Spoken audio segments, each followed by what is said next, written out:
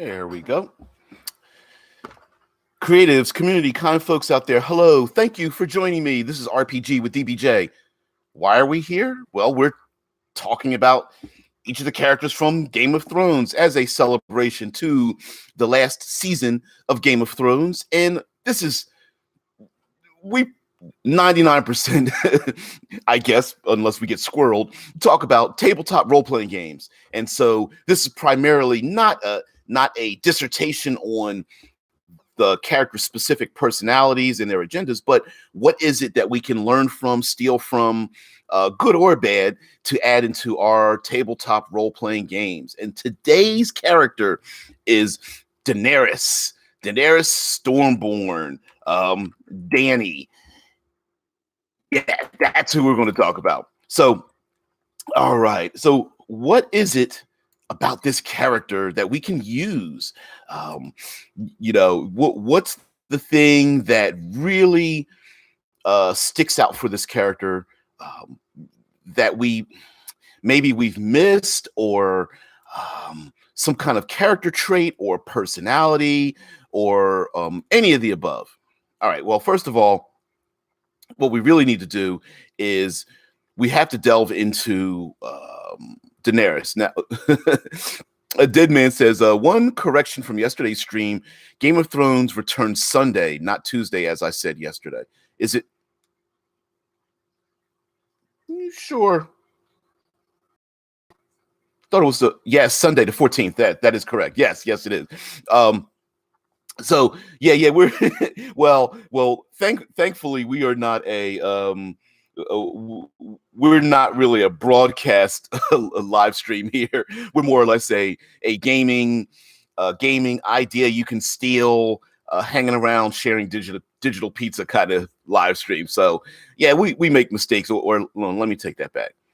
I make the mistakes, everyone else corrects me. That's basically what it is. But one of the main things that the first thing that to me that pops out, the very first thing about Daenerys that really shines his light, and it's the most apparent, and it's the thing that everybody makes fun of about this character. Before we get into her background and everything, it's the one thing that really sticks out. All right. So first of all, we have to do a summary of who she is. In very generalized summary, yes, there's a lot of detail in her background and such, but she is essentially a princess, a queen of sorts, exiled slash escaped from the main land of Westeros for fear of her life when she was very small with her brother. She leaves, but her bloodline, the Targaryens, make her the next in line to take the throne of the very long and very shall we say a nuclear reign of the Targaryens for so many years.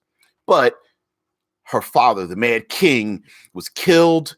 Robert's rebellion, the big war that was able to usurp the Mad King's power, took place at the same time.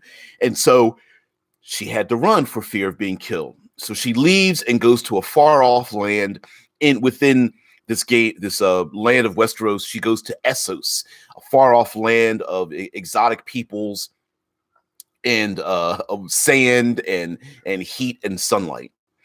Well, she gets there, and the only thing she has are vague memories of where she grew up and the fact that her bloodline ruled the land of Westeros.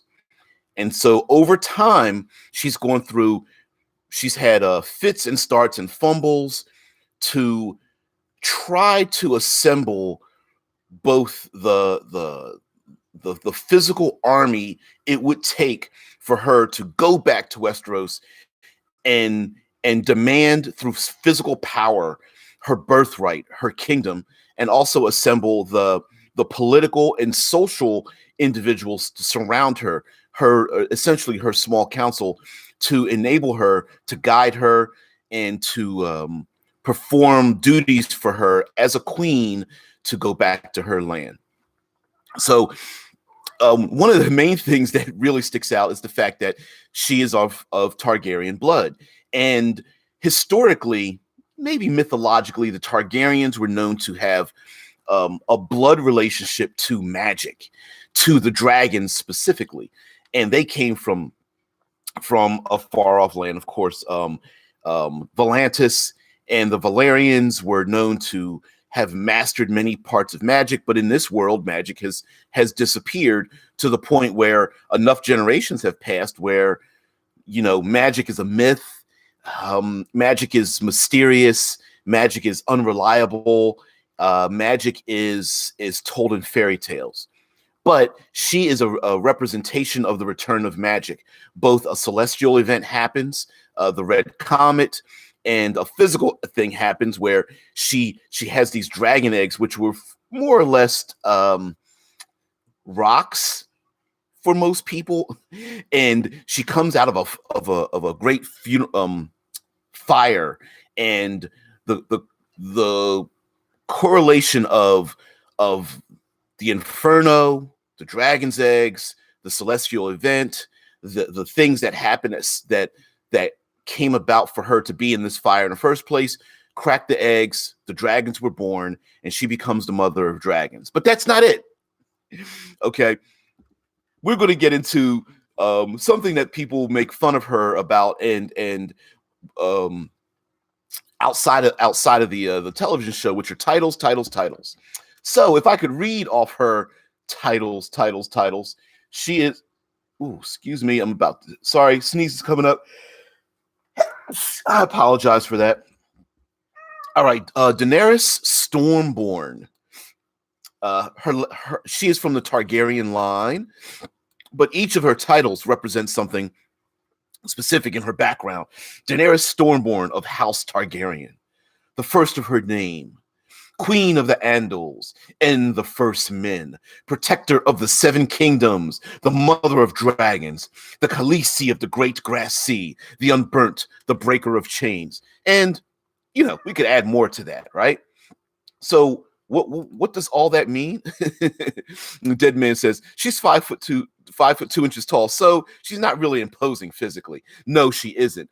But her titles are, and the rumors and the propaganda of her actions, real and imagined, make her an imposing figure. Many times our political leaders don't need to be physically imposing, but they represent behind them the dedicated individuals who are following along and believe in her divine right. Well, what's the first thing I think we can steal from Daenerys before we get into some of her things is titles. How often and how easy and how much of a reward is it to give to our players titles? In the second edition Dungeons and Dragons, in the old player's handbook with the statue with the thief at the time, not a rogue trying to pry the gemstone out of the eye socket. Each of the character classes, I believe, up to levels maybe upwards of 15. But I know it ended. Not ended. You got to the pinnacle between like 9th and 11th level. Each level had a title. Each level had a now, mind you, they weren't very well thought out at the time, just because it was Gygax and etc. TSR didn't have much didn't use very much historical knowledge in terms of the titles that were there. But yeah, the fighters and the monks and magic users at the time and thieves at the time before they became rogues actually had titles.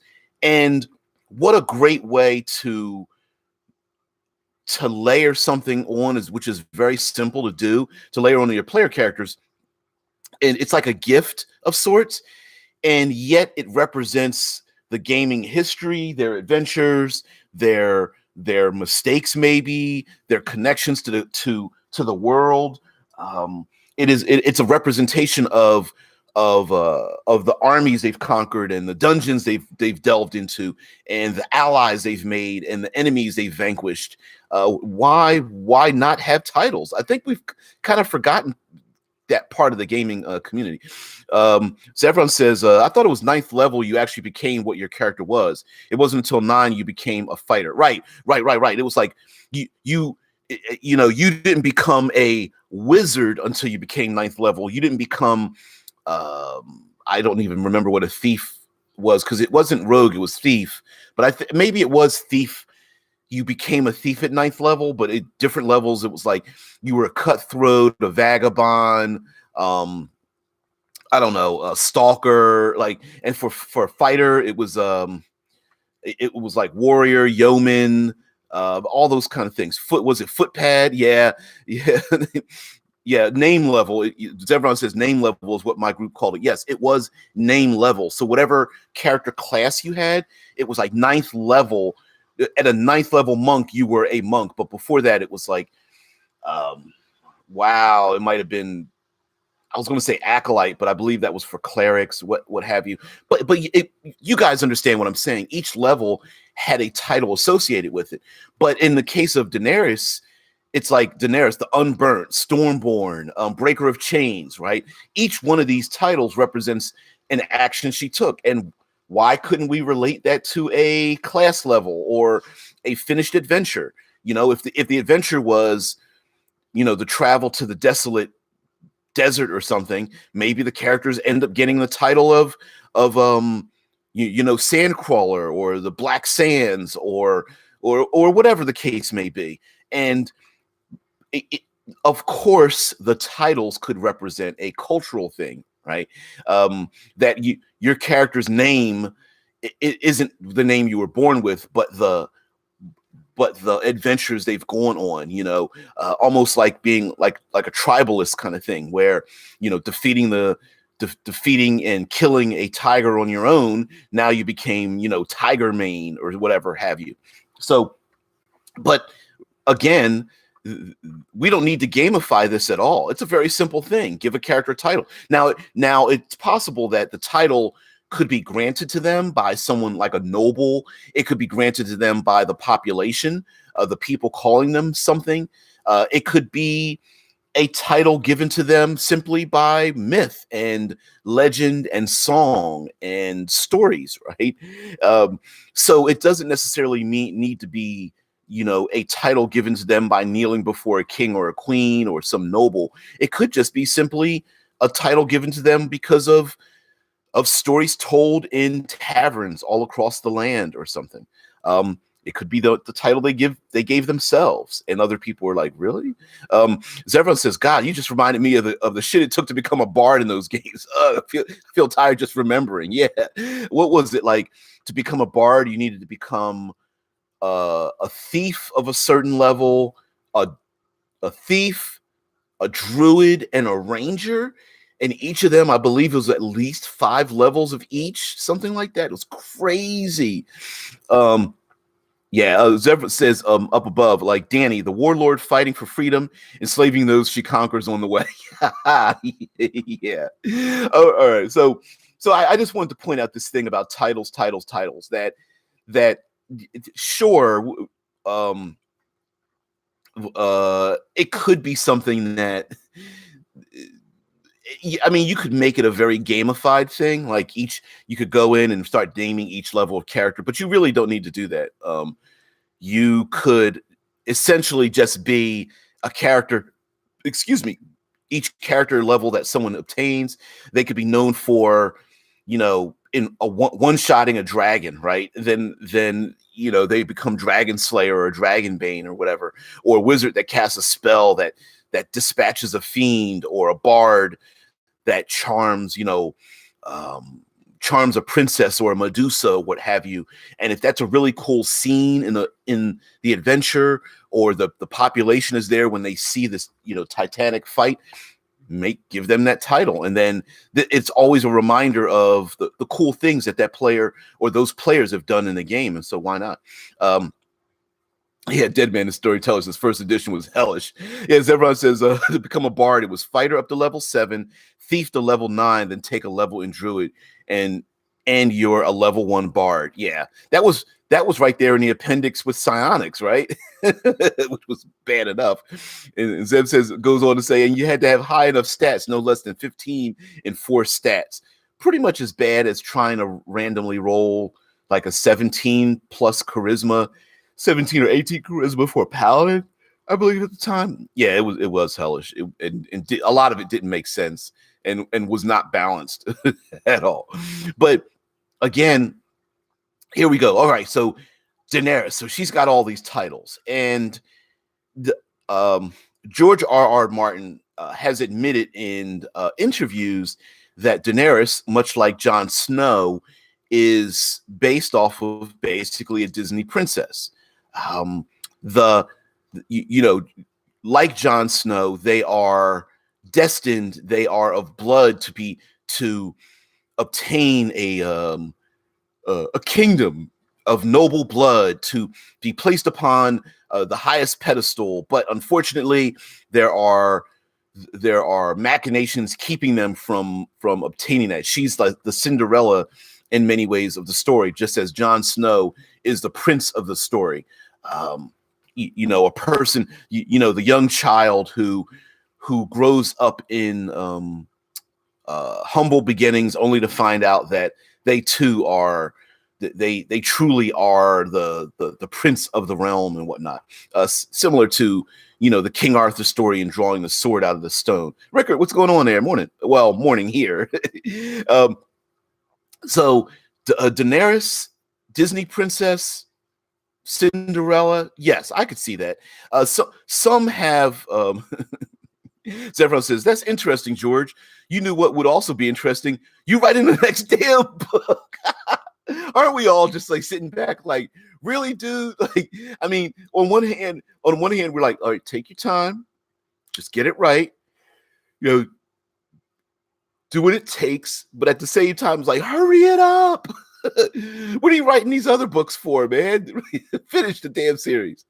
So yeah, it's quite hilarious though, but that how much we love hate George R. Martin, but at the same time, there are some people who are detractors of the Daenerys character, simply because like she through fits and stumbles, she stumbles upon her way and eventually makes the right decision, assembling this chaotic hodgepodge collection of people along the way. As the breaker of chains, she frees the enslaved warriors who now are, by her freeing them, she gave them the choice to follow her, and of course they all follow her, and et cetera, et cetera. She goes along and is underestimated along her entire journey, getting the Dothraki to follow her as the Unburnt, and the first to get the Dothraki to cross the big grass sea and to bring their wild horses and their plains running nature onto ships to sail them across the oceans to then assemble them at Dragonstone and all this kind of thing. Rickard says she is a very, very flawed character. And goes on to say she's the breaker of chains, but she feels like a ruler who could just as easily rule with an iron grip. And probably that is the main thing I believe for a character like this. So let's look at her from a player character point of view, because I think we can draw a ton of information as an NPC, but let's look at her from a player character point of view. All right, so we don't often, much like the characters in Game of Thrones, many of them are not your warrior types, drawing swords, killing foes. A lot of that is the talky, right? It's the social interaction. So we have to extrapolate from that. And much of that is the fact that, along with the problems she has in trying to convince these people to follow her, she also it's weird. It's like be careful what you wish for, or power corrupts. Absolute power corrupts absolutely. Not only does she gain desire and struggles and then finally achieves what she wants, it also gives her such power that it's very easy for her to become um, tainted by it, entranced by it, to become corrupted by it.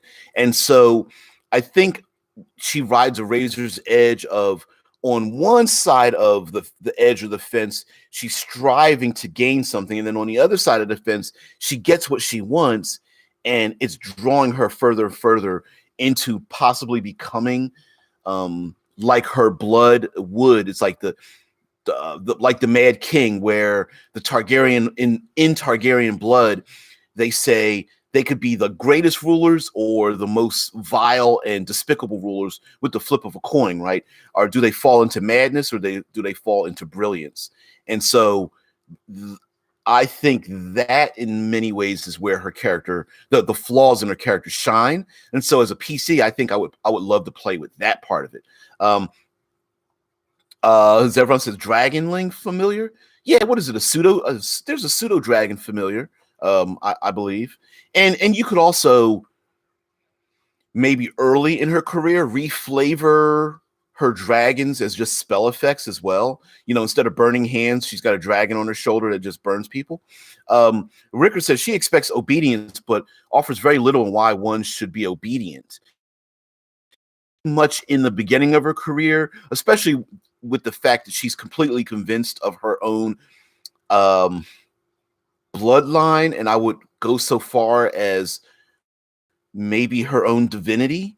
And so convincing people that she is of a divine right to rule and she should really return to the throne is part of the problem. And as well as the fact that this is a world where bloodline means a lot, and magic means even more. So is she ruling because of her good graces and excellent excellent uh, political ability, or are people following her because she's got dragons and she resisted fire, right? She was unburned. So and many of her allies could each have differing levels of obedience based on that as well, based on their backgrounds and such.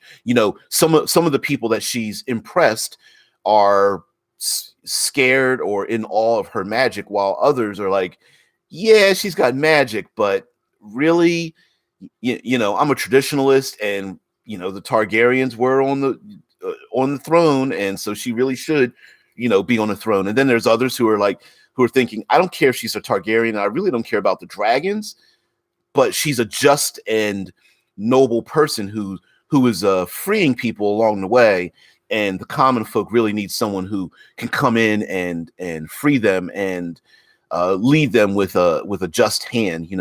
As her calling her Misa mother is a thing, right? Is she embracing the people under her as someone who treats them as a caretaker and treats them with love and kindness, or is she just an arrogant woman, and basically she's only ruling over them because of dragons, right?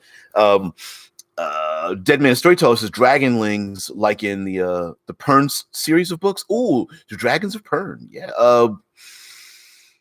I was about to say Isaac Asimov, and that's not a Piers Anthony. Is it Piers Anthony, the writer of those books? As everyone says, I mean, her dragon is not raising you, and your fields is pretty good enough reason. Well, that's not really a reason, right? Remember Dickon and his dad, and bend the knee or I'll burn you. That's not really a choice. That's like putting a gun to someone's head and going, listen, I'm going to be kind. I'm going to give you a choice. Give me your money or you die. That's not really a choice at burning people, burning people to ash, right?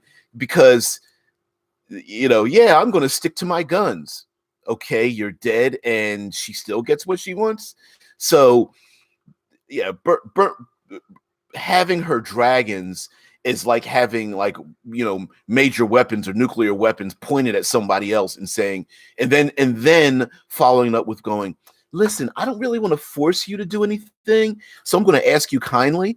And when you look behind her and you see a massive dragon, it's like, are you really asking me kindly? Are you really saying I can leave or make my own choices, or are you holding a gun to my head?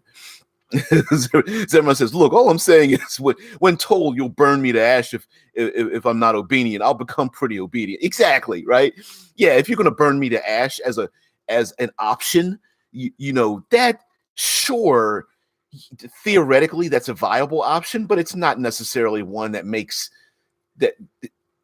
It's not my first option. It's not like, hey, you could live in the forest, or you could live in the jungle. Which one? And you're going, well, they're about the same. It's not the same, right? Rickard says, well, let's look at who follows her. The Dothraki she burned and walked out alive. They didn't follow her before that, and the Unsullied, who she freed, but who came to her by reputation. Well, and remember, each of these groups came to her from different pathways, right? The Dothraki came to her through destiny and magic, right? There was spoken of one who would be unburnt and lead them on this great conquest through magic and the red comet. But the Unsullied aren't. They don't believe in oracles. They are freed slaves, right? They were raised to be obedient, yet she gave them their freedom, and so they serve her in the only way they know, which is, the Unsullied serve her as an obedient, immune to pain warrior culture, right? So based on her character type, and as a PC, for example, let's call her a wizard. It doesn't matter what the character class is, right? On one hand, maybe the player character assembles an army because of the awe and fear, let's say, a goblin tribe has of their magic, whereas maybe she comes across another civilized society where they're like, yeah, we've got magic users of our own, but you're a brilliant tactician, right? They could come to her, to this player character, from different methods. And maybe the point of the adventure is for the player character to assemble an army, to assemble allies, to assemble, air quotes, the other PCs along the way, to assemble a rogue or an assassin that could be in her small council, to find a bodyguard who follows her, which is a paladin or a fighter, to find a hunter or a tracker or something like that. And so each of the player characters could be like orbiting planets, and she's the sun in the middle. Zevran says, as a player character, they could have one through the arranged marriage angle, and the husband or wife died. They now take over the clan and learn about its culture since they know nothing. Exact level 1. I like that. He goes on to say, or Zevran goes on to say, your rise in levels can be a rise in power with the tribe and taking over lands, which, again, like you're saying, which I love, is through marriage or through a prediction from oracles, or through, again, a celestial event, or maybe there's, cave drawings, or there was a fever dream or something, or whatever happens. It could be a birthmark or what have you. It could be the color of the character's hair or eyes or something that's foretold. And so the character, level 1, starts to unravel and uncover things, and starts to learn things about their own culture and the culture of the wider world. Because let's be honest, we know in most medieval worlds, people didn't travel very much. So maybe it's uncovering those things. And like you're saying, Zevran, as this player character goes to different lands, he or she or whatever have you, the rise in levels also becomes a rise in their political power. And that might be how they, I'm just making an example, like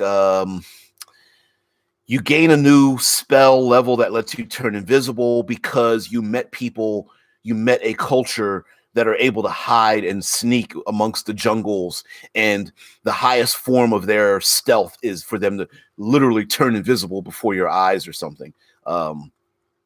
Deadman says the Dragon Riders of Pern series was primarily written by Anne McCaffrey. Oh, I forgot that Anne McCaffrey. That's right. That's right. I'm thinking of another storyline with the Piers Anthony dude. So everyone says, Rickard says, my point is that I can't think of any right now that have thrown themselves in with her simply because she is who she is.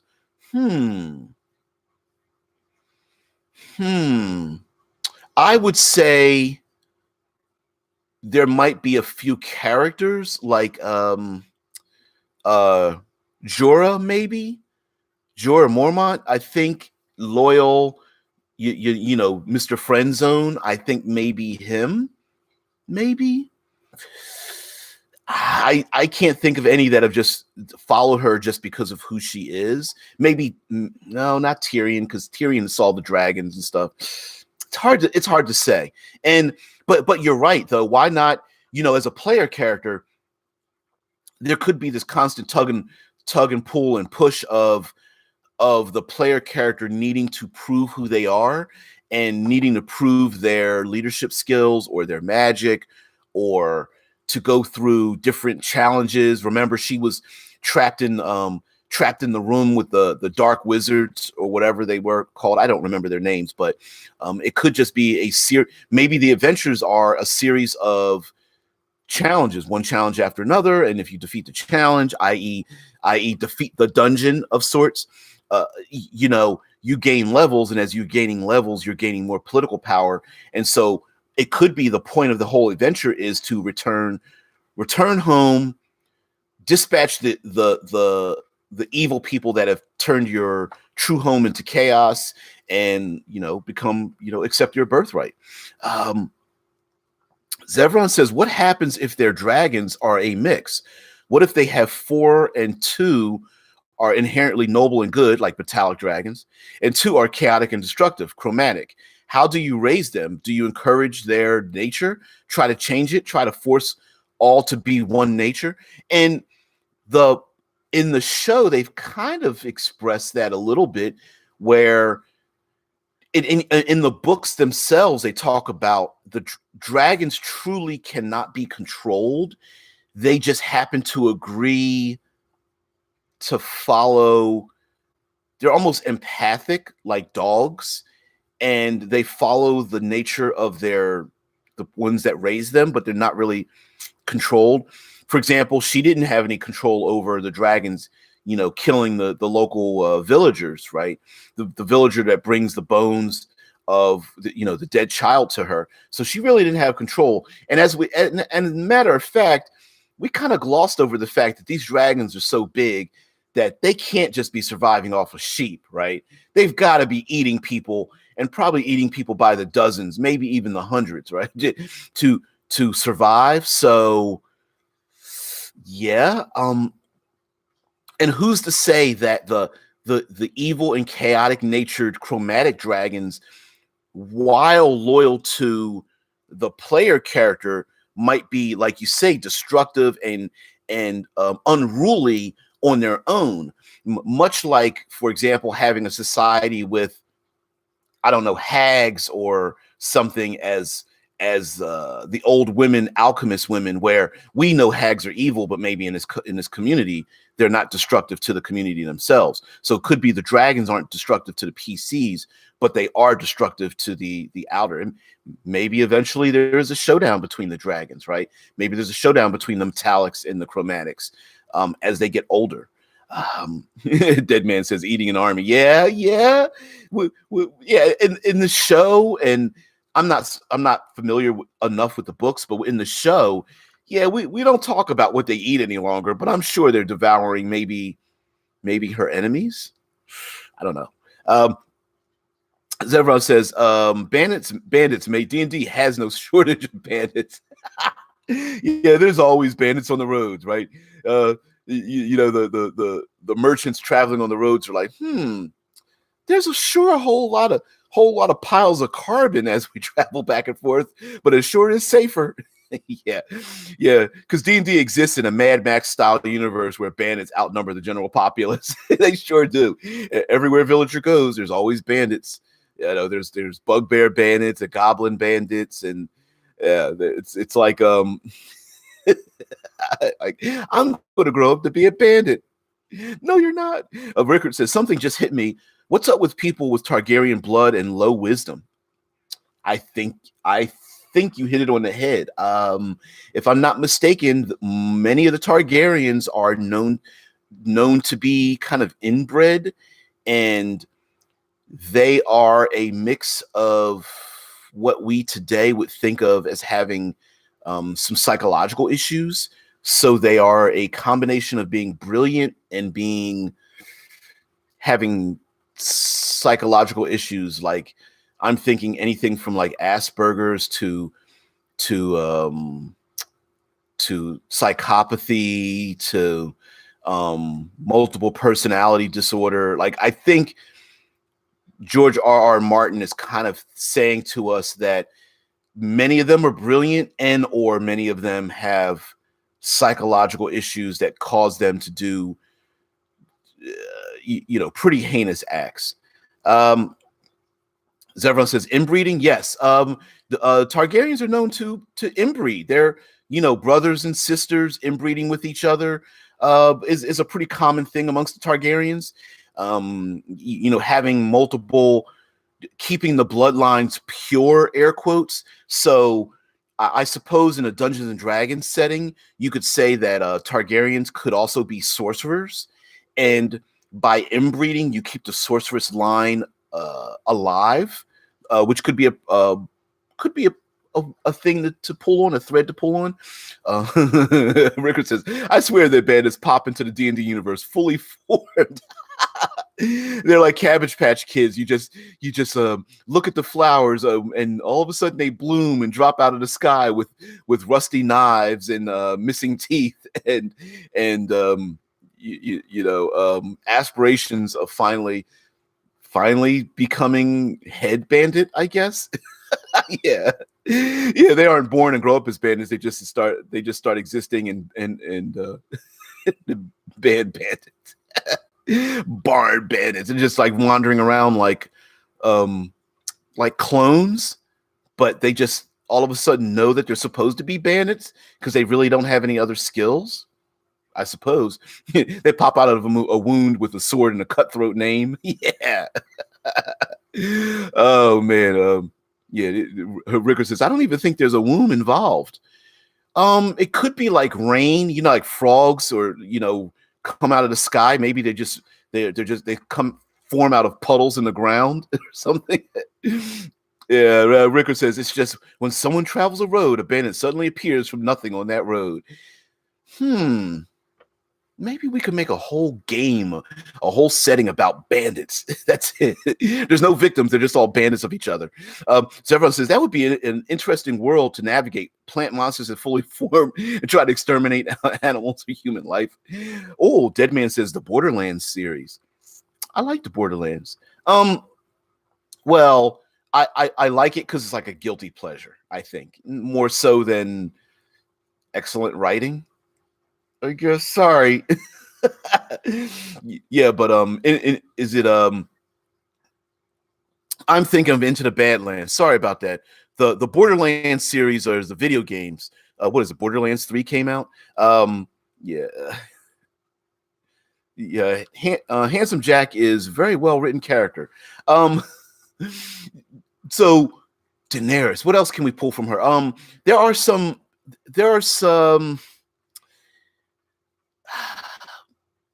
character quirks she has that I think represent something. For example, of course we have the fact that she has long and lustrous unknotted hair in the beginning, and each knot also represents her growth as a character.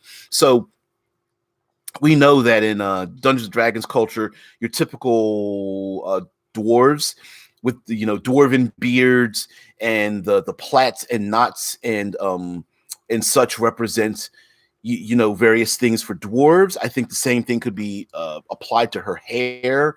And so having a character that is able to absorb a little bit of the different cultures they come across, I think is another storyline, another PC thing where in your world, maybe you have different areas and different cultures. Maybe you have like, your desert culture, your swamp cultures, your mountainous cultures. You have your map, and as the PCs move along, maybe they start learning languages, they start learning songs and dance, and wearing the clothing and using the weapons and learning skills of each culture that they come across.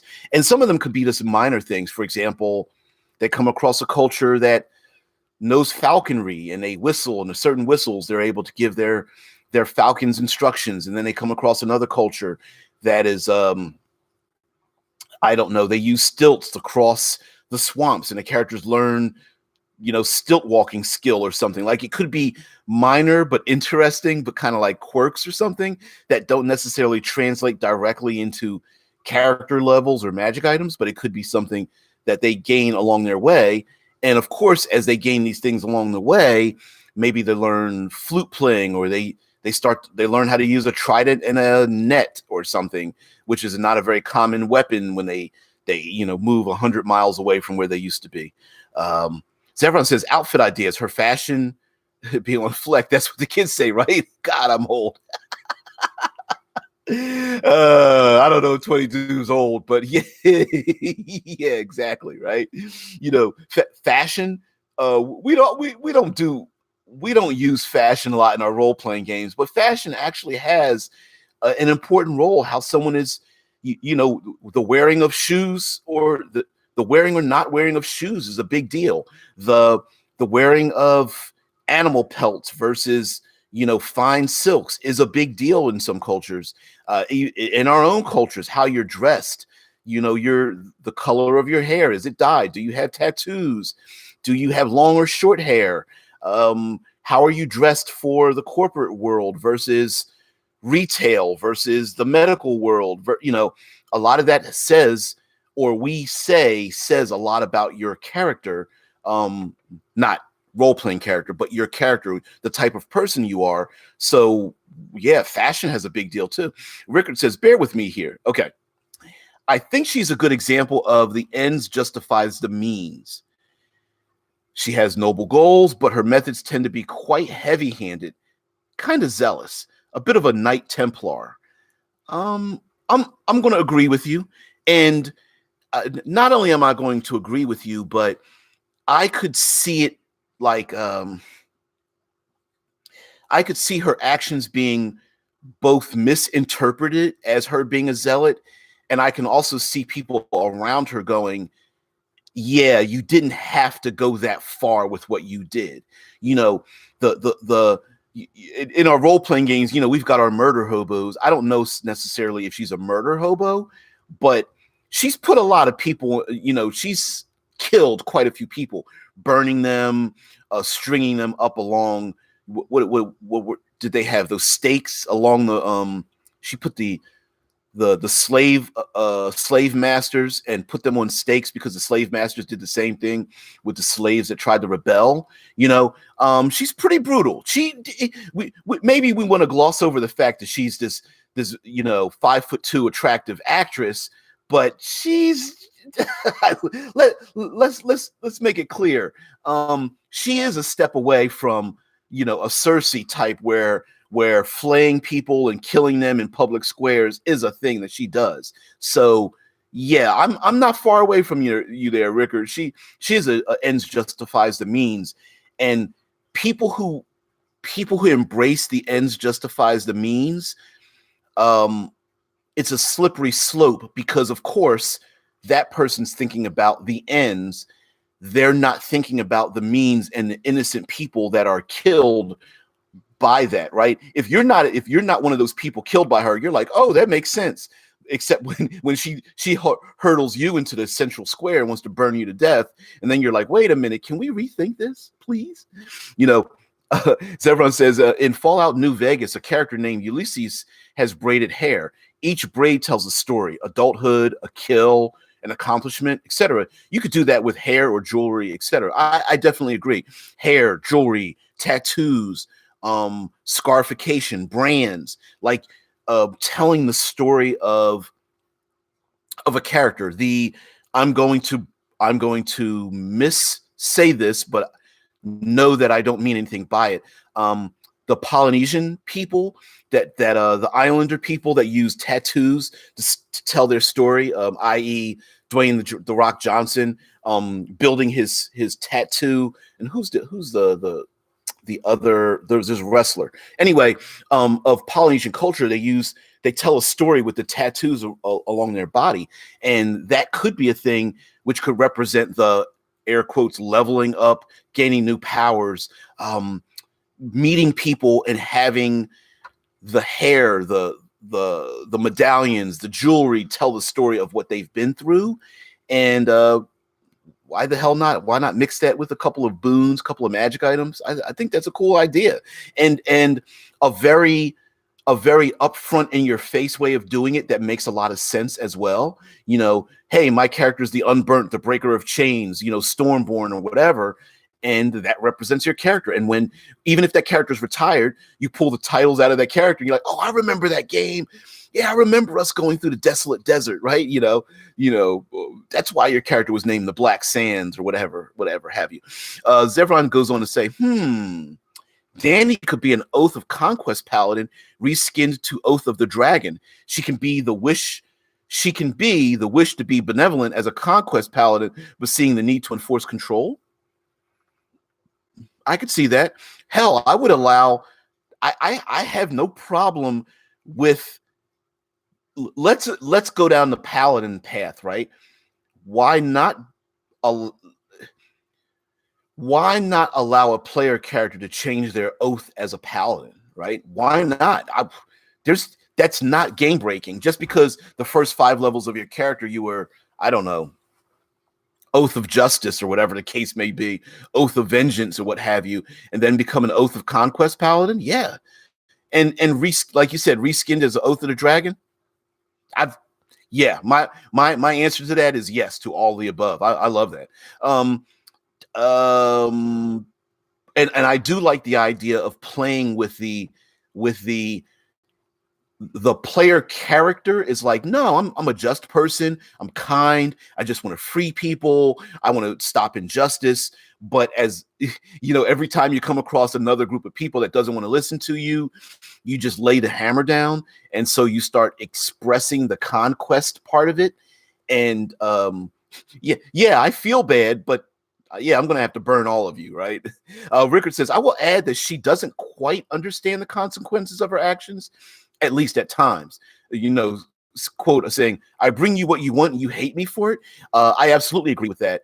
And why not play with that, right? Maybe you could take that from 2 points of view. On one hand, she could be a player character that is just doing things and doesn't realize the consequences.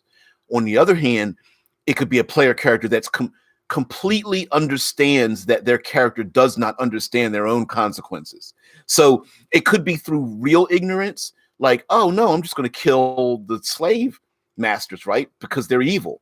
And then free the slaves, not understanding that what is the harpies are going to come after you, right? They're going to be other people who are going to assemble armies and try to work against you in other distant lands, right? It could just be simple ignorance of a player character, like, nah, I'm going to do whatever I want, and then living with the consequences, like, oh shit, I didn't think about that. Or on the other hand, it could be a player character that's like, yeah, I'm specifically playing my low wisdom Targaryen character, right? I'm specifically going to do this knowing that later on it's going to cause me trouble, and create more drama as it goes on. And why not embrace that, right? As a player character and as a game master, like, listen, as the game master or dungeon master, you're like, you do realize this is going to cause problems. You're like, yeah, I know, but Sons of the Harpy. Thank you, thank you, Rickard. Yeah, Dead Man, you're a little bit slow on the uptake on that one. I'm just picking with you, dude. Rickard goes on to say, like, I don't think she has embraced the ends justifies the means. it's more a consequence of her lack of foresight. And maybe that's why she's surrounded by people who have a greater vision and foresight. Tyrion, Jorah, wow, Missandei, maybe these other people she's surrounded herself by are able to see further into the future. Like, listen, if you do this, these other dominoes will fall, and you might not want to do that. Now, of course, does she really listen to these people? Not really. She does what she wants. Every once in a while, she's like, damn, I really effed up, so maybe I should listen. But you're right, Rickard. Like, she pretty much is like, I'm gonna do what I want. Uh-oh. Right. um yeah. Zevran says, yeah, as she rides on her dragons in black dragon armor, all shall love me in despair. Exactly. And of course, player character wise, we're talking paladin, conquest paladin, we're talking sorcerer. Why not make Targaryens dragon blooded sorcerers? That fits perfectly in a gaming world. I know we talked about her being a player character. We don't have much time left on the end, so let's turn her into an NPC, right? The idea of a distant queen assembling an army, moving across a distant land, getting closer and closer to the player characters. So maybe the player characters are gaining levels, and they hear about these rumors of this woman that was exiled, who's trying to come back and conquer every land she comes across. And as she conquers each land, she's gaining more things. She's gaining dragons. She's gaining the Dothraki riders. She's gaining the Unsullied. So maybe in the world, she's gaining armies of hobgoblins. She's gaining, like, again, dragons and drakes or something. She got I don't know, maybe she's got a Sphinx as one of her advisors. And then maybe she has I don't know, an arcane mentor in the form of a Naga that's teaching her dark magics or something. Like, every time the adventures gain levels and move on in their adventuring, they hear about this distant individual. And I think that's a great way for someone who's like thousands of miles away, that they keep hearing about this individual gaining more and more power. And the player characters are like, okay, do we confront her now? Oh, she got another section, another group of army, for her army or something. I don't know. I don't think we're high enough level. We're only third level. It's basically building of the big bad guy without the confrontation yet. Zevran says, celestial warlock of a dragon god. I could see that. I could combine the two. I know in Dungeons and Dragons we like to go like, you can't be a warlock paladin, but why not? Like you're saying, Zev, a celestial warlock of a dragon god, yeah. If you are a super multi-classer, you could probably do paladin, warlock, sorcerer kind of combination, all of which might not make sense numerically, but I think makes perfect sense in the setting of this world, especially if character classes are extremely important on a social level. Like, being let's go down the path of being a Targaryen is the only way you could become a dragon sorcerer. So maybe that's a thing. That's the only way you could become that. And of course, being a Targaryen puts you at least at the bottom steps of the throne, and that may be a thing in your world, right? Maybe only specific character classes or character types or racial features or reskinned features are only available specifically to a certain type of individuals, such as like Sons of the Harpy and the Faceless Men might be the only way you could become a rogue, or whatever the case may be, or only have certain specific character subclasses or something like that. Rickard says she's in many ways both the same and opposite to Cersei.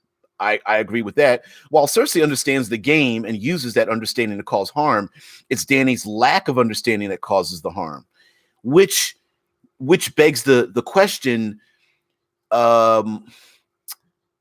are you responsible for your own lack of understanding, right? If you don't, it's what is it, the term here, ignorance of the law is not, you are not protected from ignorance of the law, right? So is her character one that should be trying to fix the issues she's causing for herself? And this is where you come across the problem with alignment, right? Where we can say to ourselves, Cersei is a particular alignment. Maybe you could say, well, I think she's neutral evil, I think she's lawful evil, or we can say she's evil. But how do you align someone who's doing something out of ignorance versus someone doing something out of their own, having full knowledge and then committing to doing that act in the first place, right? Deadman, a storyteller, says Kitiara from the Dragonlance Chronicles was similar. Dragonlance, man, I don't remember much about the Dragonlance Chronicles, but I remember reading them too. Oh, Deadman, you're gonna have to remind me about that. Zevran says, Warlock Paladin actually makes a lot of sense. You make a pact with a being that you swear an oath to. Ignorance of the law is not innocence. So yeah, and absolutely right. Who's to say? Like you're talking about a Warlock Paladin makes a lot of sense. First of all, there are celestial warlocks. So if you are someone who has complete knowledge of what you're getting into, that's one thing. But you could also be you could also be a Warlock Paladin who is getting into something they are not quite, like you say, not quite knowledgeable about, where the power of the dragons, doing a dragon warlock patron kind of thing, is granting her power, being a conquest paladin, not understanding the ramifications of the death and destruction that follows behind her, and basically being a little murder hobo in her political machinations and stuff, right? I mean, that's a real thing. I think that's a real thing. So Daenerys as a distant queen coming to take back her throne, and I even think not making her the so-called big bad evil guy from a distant land, right? The big BBEG, but maybe it's true that she was exiled, and true that her family was killed, and true that she was mistreated, so that the player characters might be at a crossroads, like what she's doing to assemble her army is wrong, but she really does deserve to be on the throne, right? We understand she's been used and abused, but also her actions don't necessarily lead her to being someone who's going to be a benevolent leader. So maybe the player characters might be thinking to themselves, like, do we try to convince her? Do we try to make her change her ways? Do we have her killed because she's too dangerous? Do we join her in her quest to take over the crown because the crown is so corrupt as it is? Maybe there's too much chaos in the crown and we need one leader, no matter how good or bad their leadership could be. That could be the thing. Rickard says, I would go with a Vengeance Paladin, tethering to either to go conquest, or if she sees the harm she causes, could turn to redemption. Ooh, I like that. I'm into that. I would love a player character to tell me to switch paladin oaths, and of course we know, hey, well, if I switch my oath, my powers are going to change. So, right? So what? So they change, and what a great way to the people that she's convinced from her first 3 levels, she no longer has those abilities because her oath is starting to change. So her weakness is that others who used to be afraid of her are no longer afraid of her because of her new capabilities, because she no longer has the old capabilities. So I like that idea. I think that's a far better way of doing having a paladin change, rather than going like, well, you didn't follow your oath, your powers are 0. Like, that's stupid. Don't Don't hamstring your own player characters.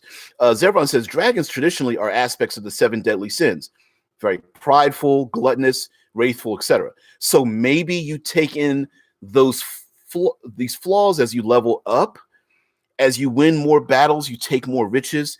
You are more vicious, more full of yourself with the multitude of titles. It's all justified, of course. Yeah, you're fighting into unity and freeing the people. So what? You take a few chests of gold and magic items from the nobles and other lands. You need it for the campaign, and you beat them. You deserve it more. I love that. I absolutely love that.